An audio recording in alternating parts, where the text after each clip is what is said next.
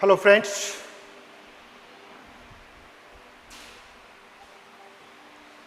मैं SK. Saroj, English teacher, जो मैंने एक संकल्प लिया है कि इंग्लिश के दोनों साइड बेसिक ठीक उसी प्रकार से स्पीकिंग का, तो फिलहाल मैंने स्पीकिंग के लिए कुछ नए टिप्स के साथ चल रहा था, जिसमें हमारा सबसे इम्पेरेटिव के बारे में चर्चा हो रही थी। और इम्पेरेटिव को मैंने अच्छे ढंग से उसके बंटवारा कि इम्पेरेटिव को एक्चुअल कितने टाइप में होते हैं, फिर उनका कंसेप्ट, फिर सेंटेंस को कंस्ट्रक्ट करना कि किस तरह से सेंटेंस को हम फॉर्म कर सकते हैं। इसके स्टेप वन में ऑर्डर और रिक्वेस्ट आ रहा था, तो ऑर्डर और रिक्वेस्ट को पूरा किया। और उसमें यही था कि रिक्वेस्ट के टाइम में थोड़ा सा टाइम में मैं जल्दी से ख़त्म कर दिया। तो उसमें यह था कि रिक्वेस्ट के नेगेटिव में जिस तरह से आपने ऑर्डर के पॉजिटिव या नेगेटिव में जितने सारा एक्स्ट्रा वर्ब का यूज़ किया है, सेम वे रिक्वेस्ट के नेगेटिव में भी उसी तरह से ऐड कर सकते हैं। क्योंकि आपको एक्स्ट्रा वर्ब ऐड करने के लिए मैंने एक टिप्स बताया था। एक्स्ट्रा वर्ब में ने का हो, जैसे कि हिंदी लास्ट और इंग्लिश फर्स्ट, तो उसमें हिंदी में अगर फर्स्ट में आ रहा है वर्ब खेलने के लिए, जाने के लिए, पढ़ने के लिए, दौड़ने के लिए, तो ने मतलब एक्स्ट्रा वर्ब हो गया, तो इसके लिए 2 + V1। ठीक है, उसी प्रकार मुझे क्रिकेट खेलना सिखाओ, तो ना आ गया, तो ना के लिए हाउ टू + V1। ठीक उसी प्रकार आफ्टर और बिफोर के बारे में चर्चा किया था, तो आफ्टर और बिफोर के बाद V4 का यूज करते हैं। तो इस तरह से हम एक्स्ट्रा वर्ब उसमें पुट करते हुए ढेर सारे सेंटेंस को फॉर्म करेंगे।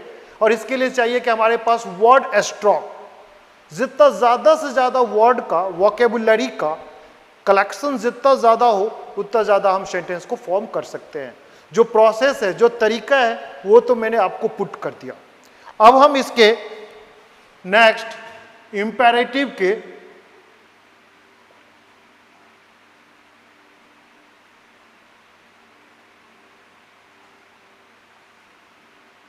स्टेप 2 के बारे में चर्चा करेंगे।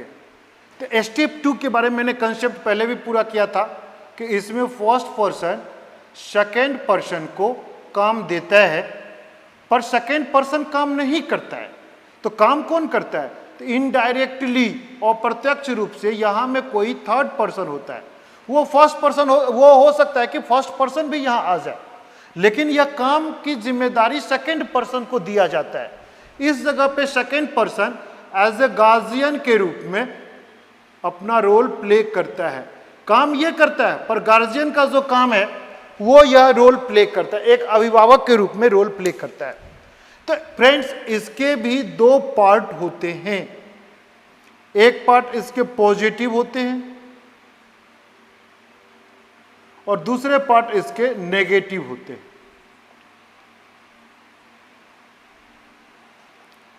तो पॉजिटिव और नेगेटिव, इसमें हमें देखना है कि इंपेरेटिव स्टेप 2 के, जिसमें गार्जियन के रूप में सेकेंड पर्सन काम करता है और काम करने वाला कोई थर्ड पर्सन अलग होता है जो इनडायरेक्टली काम करता है। तो इसके स्ट्रक्चर के बारे में हम चर्चा करेंगे। तो इसके स्ट्रक्चर जो होती है, नंबर 1 यानी कि स्टेप 2 का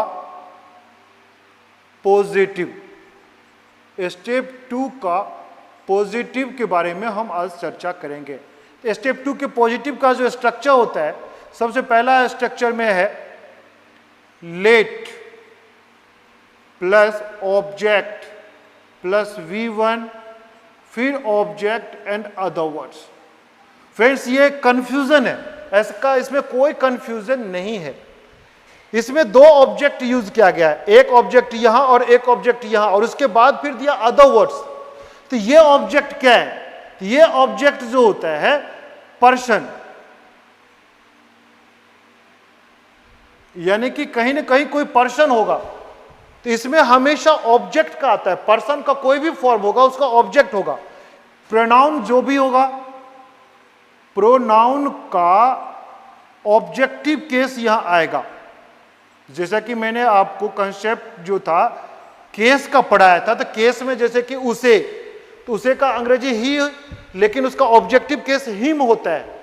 मुझे तो सब्जेक्ट में तो आई होता है, लेकिन ऑब्जेक्ट आई का हम मी बनाते हैं, तो इसलिए पर्सन होता है। तो पर्सन में कौन, तो प्रोनाउन का ऑब्जेक्टिव केस या प्रॉपर नाउन कोई भी होता है तो वो ज्यों का त्यों होता है।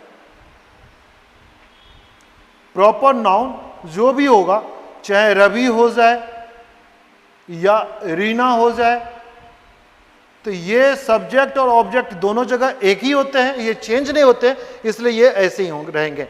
तो इस तरह से सेंटेंस बना फ्रेंड्स, लेट ऑब्जेक्ट V1, यानी कि ये वर्ब का फर्स्ट फॉर्म है, फिर ऑब्जेक्ट एंड अदर वर्ड्स। अब यहां में वर्ब के साथ ऑब्जेक्ट है और फिर अदर वर्ड्स है, तो वर्ब के साथ जो ऑब्जेक्ट होगा तो इसमें भी हमें देखना है। अब देखें फ्रेंड्स, उसे क्रिकेट खेलने दो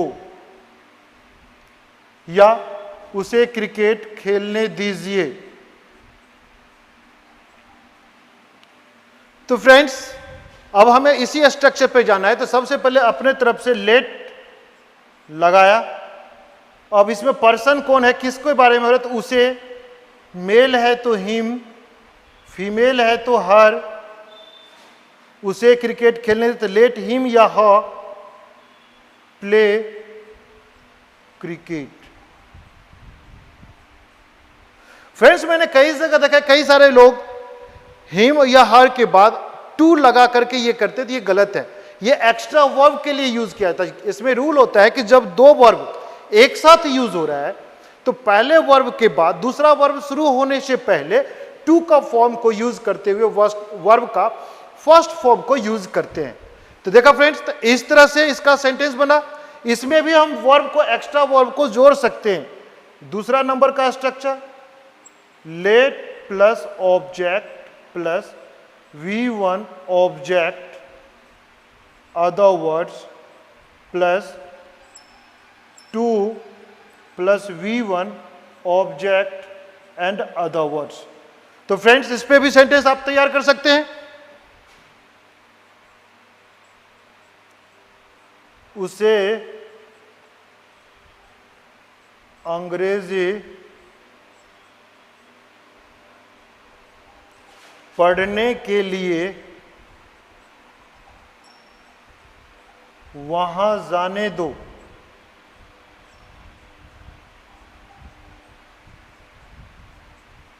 सेंटेंस है कि उसे अंग्रेजी पढ़ने के लिए वहां जाने दो, तो भी फिर वही है, पहले तो उसे वहां जाने दो।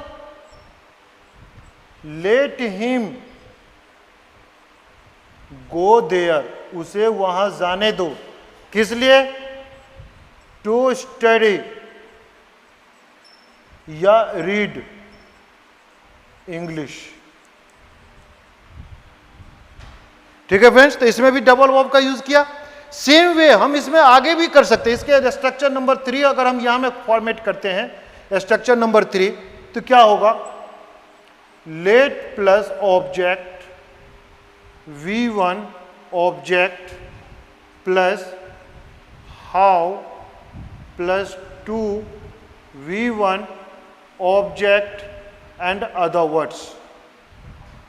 कोई भी सेंटेंस हो, उसे कार चलाना सीखने दो, उसे कार चलाना सीखने दो। तो लेट हिम लर्न, मैंने ऑलरेडी इस पे चर्चा किया फ्रेंड कि सीखना और सिखाना, तो सीखना का जिस तरह से लर्न होता है और सिखाना का ऑलरेडी बता दिया कि टीच, तो यहां में है सीखने दो, इसलिए लेट हिम लर्न। फीमेल अगर होता है तो लेट हर लर्न क्या, तो how to drive a car. ठीक है फ्रेंड्स, तो देखा कि किस तरह से इसमें एक्स्ट्रा वर्ब कर सकते हैं। ठीक उसी प्रकार मैंने जैसे बताया था कि कंसेप्ट में फर्स्ट पर्सन सेकंड पर्सन को काम देता है और काम कोई थर्ड पर्सन करता है, तो इसमें थर्ड पर्सन हो सकता है आई भी आ जाए, यानी कि फर्स्ट पर्सन भी आ जाए। जैसे मुझे चाय बनाना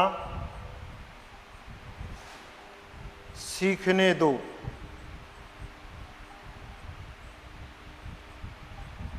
देखा फ्रेंड्स, तो भी ये सेकंड पर्सन को ही कहा जा रहा है, लेकिन सेकंड पर्सन क्या कर रहा है? कुछ नहीं, गार्जियन के रूप में सिर्फ देख रहा है। तो इसलिए क्या होगा? Let me learn how to make tea. देखा फ्रेंड्स, तो इस तरह से यह तैयार होता चला जा रहा है। तो इसके भी ये पॉजिटिव था, इंपैरेटिव स्टेप 2 का ये पॉजिटिव था। तो पॉजिटिव को आपने देखा कि किस तरह से सेंटेंस को फॉर्म करते हैं। इसमें भी आफ्टर और बिफोर का भी आप यूज कर सकते हैं फ्रेंड्स। जैसे आपको मैं बता ही दूं कि कई बार हो जाता है कि बता दिया जाता है पर समझ में नहीं आता है कि आफ्टर बिफोर का हम कैसे यूज करें। तो structure number 4, let plus object plus V1 object other words plus after या before plus V4 object and other words. खाना खाने के बाद उसे घर जाने देना। खाना खाने के बाद उसे घर जाने देना। तो पहले तो उसे घर जाने देना। लेट हिम या फीमेल होने से her go home after eating food. देखा फ्रेंड्स, तो इसी तरह से बना सकते हैं। तो आपने इंपैरेटिव स्टेप 2 के पॉजिटिव को कंप्लीट किया। अब हम अगर इसके नेगेटिव को देखें तो इसके नेगेटिव में खास क्या बात है? तो फ्रेंड्स, नेगेटिव भी इसका आसान है, बशर्ते कि आप इसको समझ लें।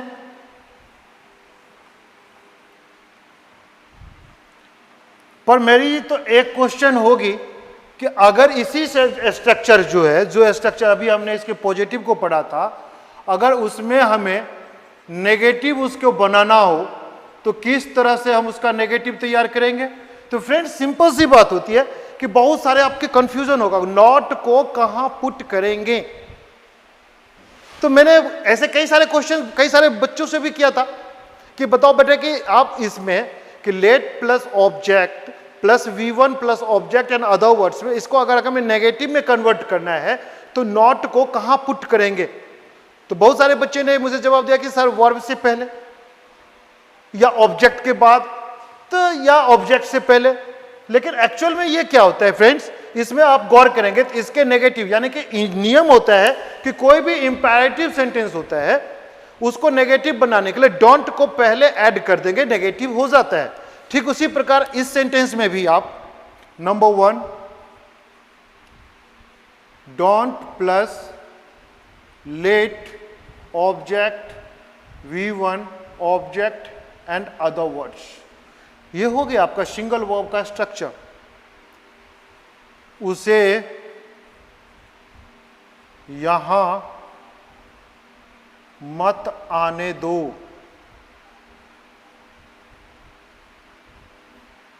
तो don't let him come here. देखा फ्रेंड्स, कितना सिंपल। रीना को घर मत जाने दो। रीना को घर मत जाने दो। तो don't let Reena go home. ठीक इसी प्रकार फ्रेंड्स, इसमें भी डबल वर्ब का यूज करेंगे। डबल वर्ब का जो होगा सेम वे उसी तरीके से जिस तरह से इंपैरेटिव के बाकी चीज को बनाया है, यानी कि डोंट प्लस लेट ऑब्जेक्ट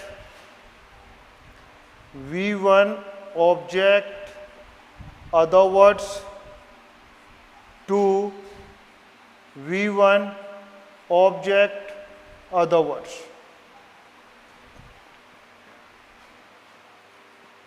उसे क्रिकेट खेलने के लिए वहां मत जाने दो।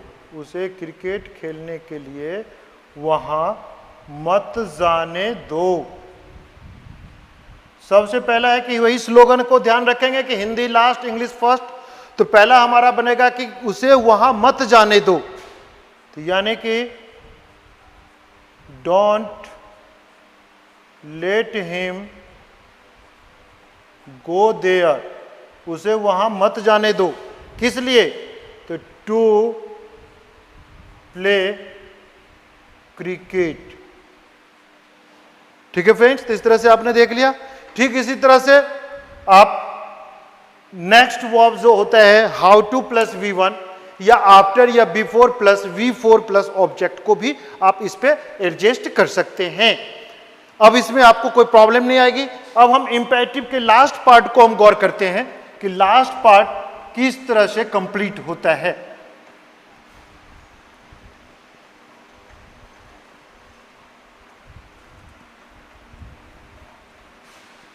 तो फ्रेंड्स, जैसा कि मैंने ऑलरेडी आपको चर्चा किया कि इसके स्टेप 3 जो होता है, स्टेप 3 में क्या होता है, तो फर्स्ट पर्सन सेकंड पर्सन को काम देता है, पर जब पूरा करने की बातें होती है तो दोनों मिल करके पूरा करता है।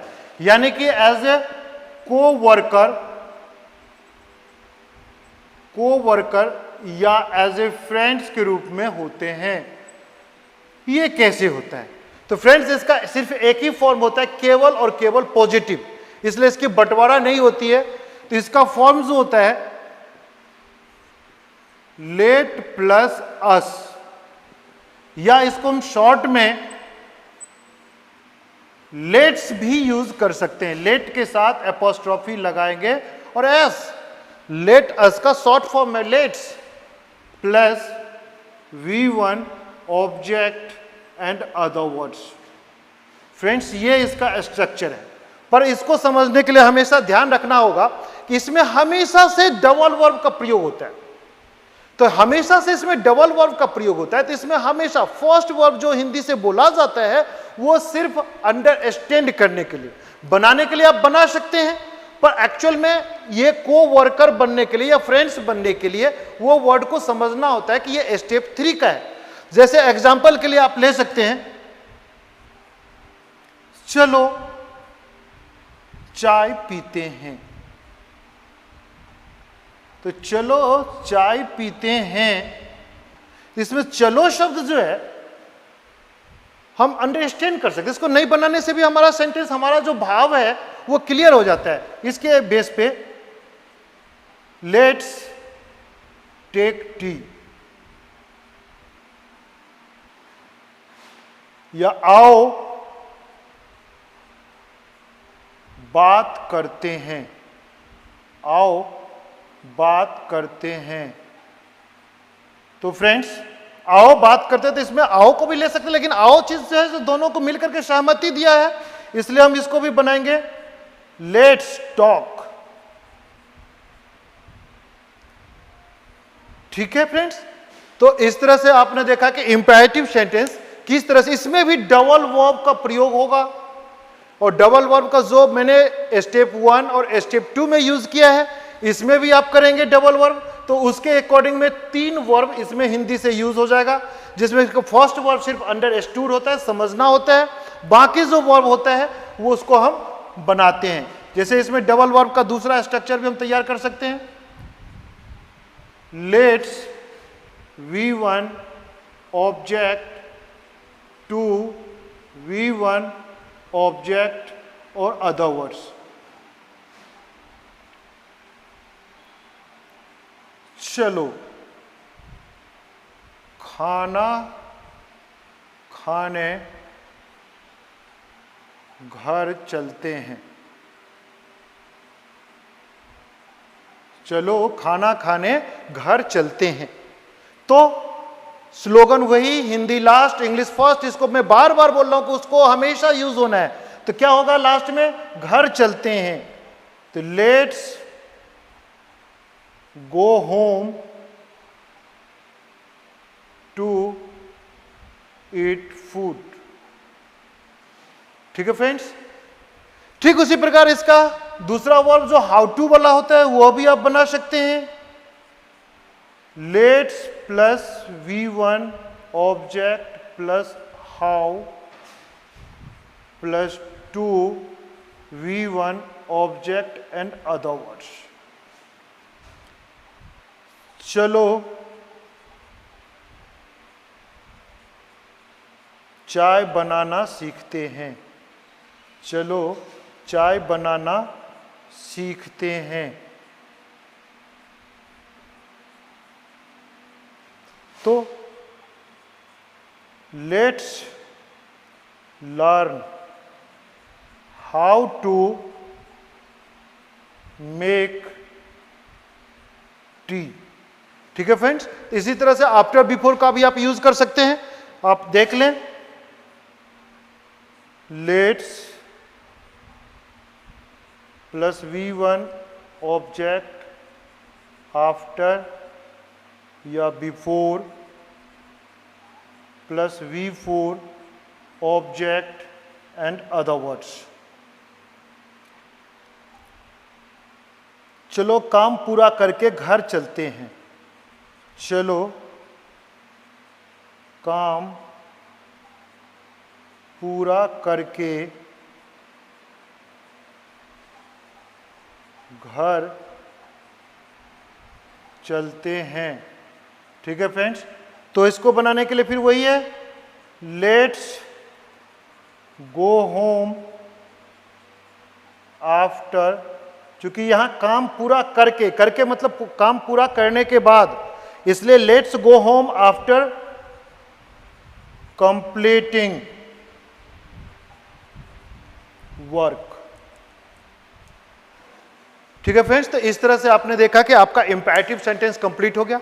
और ऐसा माना जाता है कि इंपैरेटिव सेंटेंस पे, जैसा कि मैंने पहले भी बताया था, कि अगर आप इंपैरेटिव सेंटेंस को अच्छा से समझ लेते हैं, इस पे ढेर सारे सेंटेंस को आप बना लेते हैं, फिर इसको मन ही मन स्ट्रक्चर को रखते हुए इसको आप बनाते हैं, तो आप बहुत जल्द ही एक डेली लाइफ में आप एक अच्छा से इंग्लिश बोल सकते हैं और सामने वाले को आप यह एहसास दिलाएंगे कि इंग्लिश आपको भी आता है।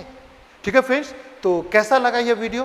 कमेंट्स करें, लाइक और सब्सक्राइब जरूर करें, और जिससे कि मैं और ज़्यादा से ज़्यादा इनकरेज हूँ, और जितना ज़्यादा से ज़्यादा एनकरेज होऊंगा मैं उतना ही बेहतर और भी वीडियो आपके लिए लाऊंगा। Thank you.